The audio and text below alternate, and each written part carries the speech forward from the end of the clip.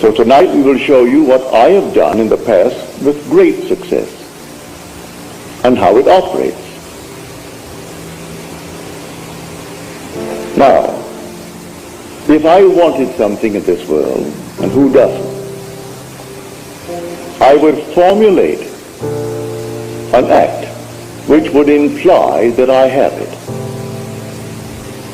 And then in my imagination, I would simply, having performed that act, I would yield completely to this being within me to execute it.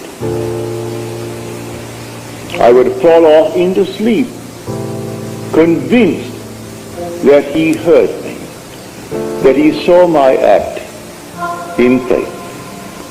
I simply yield completely to him, having acted. It's an act of self-commission. I perform the act. What act? I act as though I had what I sought. I act as though I heard that you have what you asked of me. I perform an act, and then I yield completely to that depth of my own being, who is God, and allow him from that depth to externalize it for me. All I have to do is to completely yield to this being within me, for he has ways and means I, on this level of my being, know not of. I rise then under compulsion. And under this compulsion, I go through a series of events which will lead up to the fulfillment of that to which I yielded. I assume that it's done. And then I commune with myself and gave thanks within me that it is done. And it works in every way. You want to be, and you name it. You want to be successful in the world of Caesar, in dollars and cents, nothing wrong with it. You want to be a successful doctor, successful lawyer, I don't care what it is. You want to be, well then formulate in your mind's eye what it would be like if it were true. How would you see the world if you were now the man that you would like to be? See it in your mind's eye, and then yield yourself completely to the depth of your own being. How do I do that? Simply fall asleep in the assumption. I dare to assume that I am the man that at the moment reason denies, and then fall asleep in that assumption, leaving it completely to the depth of my own being to externalize it in my world. I will wake tomorrow morning under compulsion to do certain things which I had not formulated, I hadn't determined. I'll find I'll meet the right people. I'll do this, I'll do that, I'll do the other. And it all adds up towards the externalization of my assumption.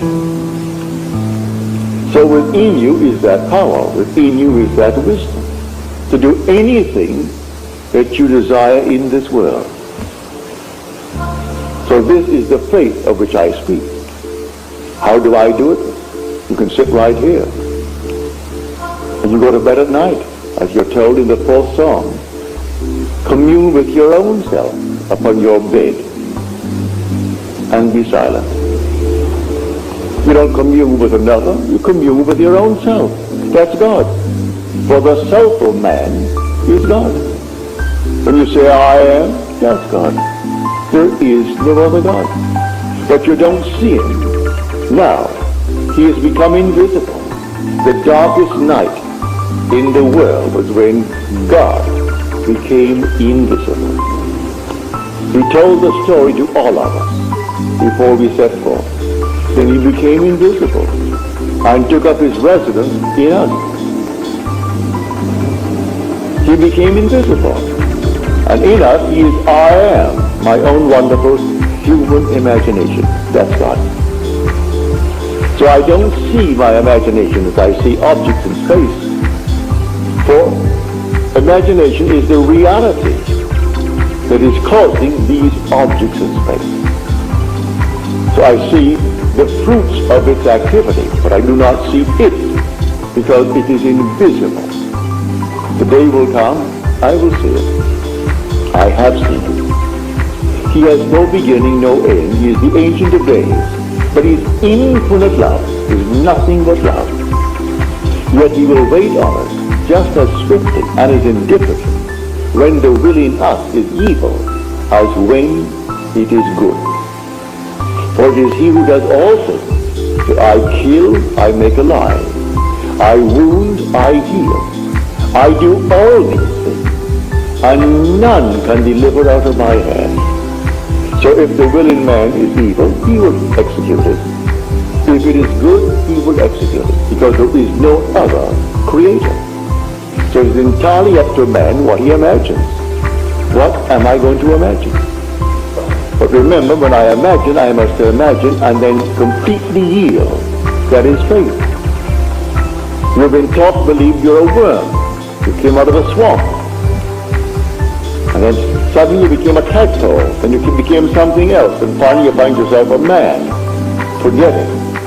You are the gods who came down from heaven and assumed the restriction, the limitation of man.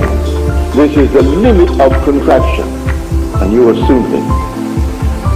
And you're going to fulfill a definite purpose in man.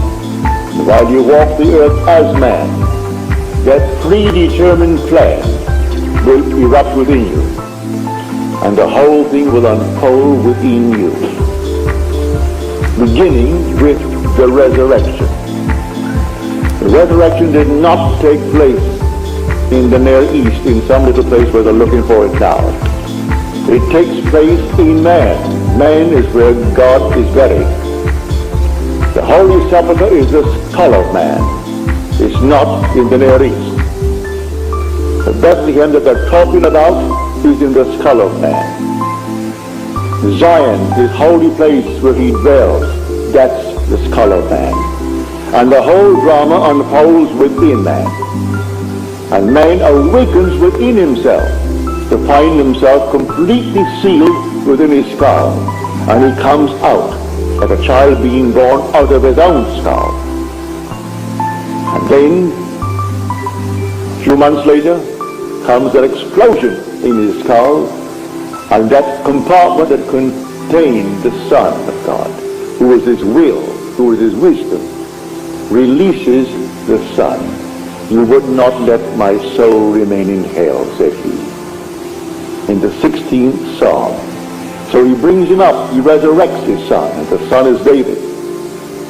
And David looking at the Father, and the Father for the first time knows who he is. Memory returns.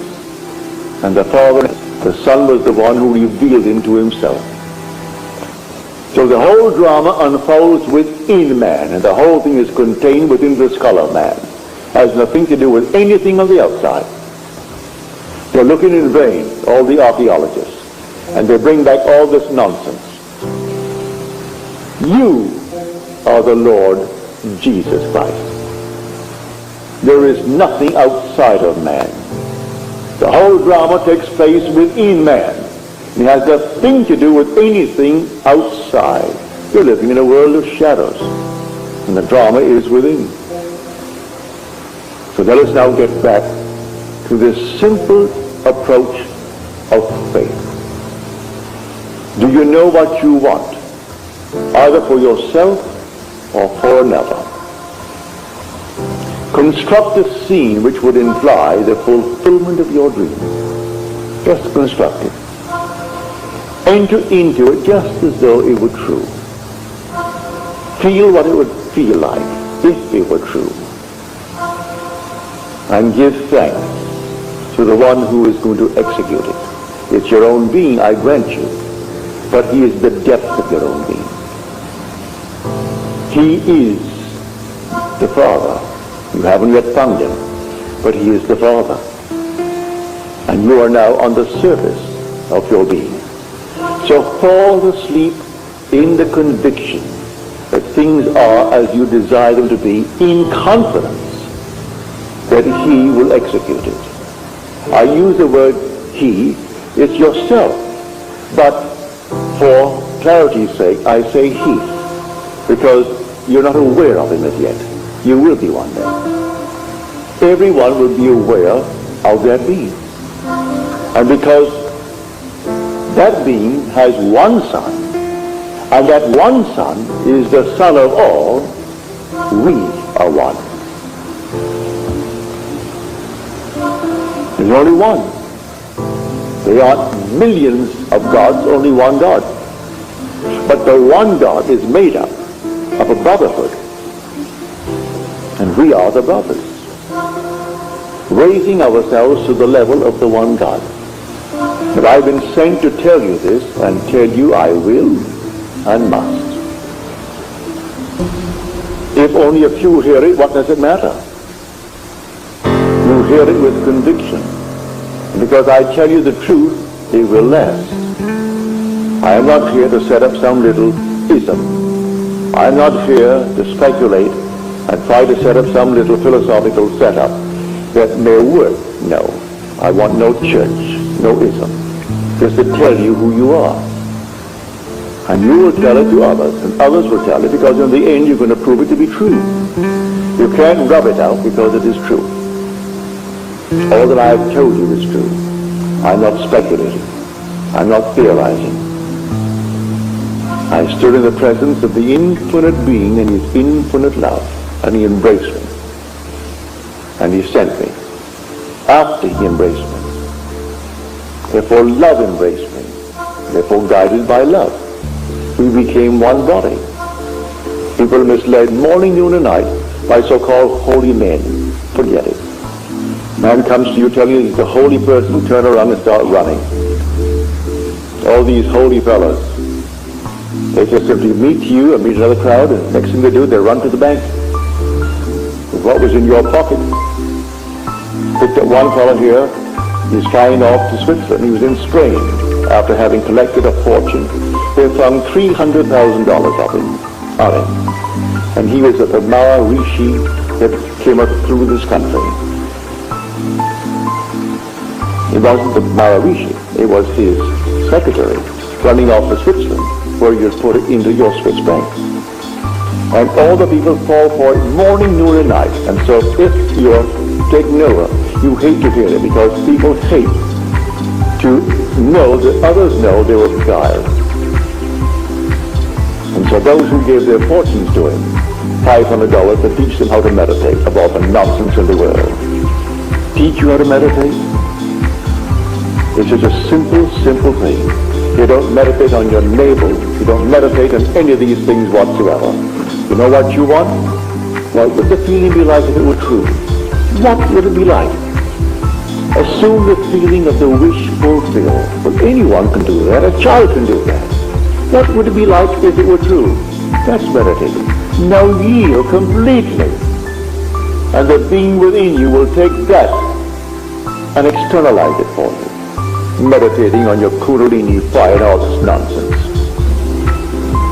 Has nothing to do with it. I'm going into so-called diet. Diets will not commit you or commend you to God. He gave you a palate, didn't he? Well, then exercise the palate too. And so I'm going to go on a certain diet. A friend of mine went on the diet of things that you should only feed parrots, but he isn't a parrot. Eating pumpkin seeds, eating all these things. If you really enjoy them, but don't tell me that you really enjoy them. Because of course you could acquire a taste for anything. I don't say you can't. But exercise that God-given gift. It's a palate. And simply enjoy it. So, to come down to the ninth message on faith. By faith, the worlds were created by the Word of God. Faith does not give reality to the unseen things. Faith is loyalty to unseen reality. For this thing exists. All things exist. I tell you from my own experience, the entire world that is unseen to the world exists now. It actually exists. Not out there beyond the stars, right here. All existing right here. And the day will come that you will actually awake and you'll be able to step into these unnumbered sections of time. 1,000 years ago has not passed away. And 2,000 years from now is not something that is going to suddenly form itself. It is now. And you are simply in a section of time. And the day will come you'll be able to move into any section of time. All these things exist now. And the purpose of it all is simply to awaken. And when you awaken, who are you? You are the author of it all. You are God. God the Creator. But to come back to our wonderful approach tonight, you want a better job? You want more money? You want this? You want that? Don't be ashamed of it. Who gave you the urge? The Father did. You have the desire. It came from the depths of your own being. So he can execute it. He only asks you to have faith. Faith in what? Faith in him. Have faith in God. All right. Where is he? He is my own wonderful human imagination. I cannot see the fulfillment now, but he will do it. For now, assume that I am already the man that I want to be, and yield completely to that assumption and fall asleep. Just completely fall asleep and completely forget it. A lady who is here tonight, she called me up on the phone here just a few days ago and asked something of me. I will not tell you, it's too personal. But she asked me to please care for a certain thing. It's so simple. I sat in my chair after I spoke to her on the phone and heard her tell me. But she came back tonight and told me that it has happened. She is here. You see her here tonight. Drove all the way in from San Bernardino to tell me this story. And it simply worked. What did I do? Didn't cost me anything. Cost you nothing. What does it cost anyone to have faith in God?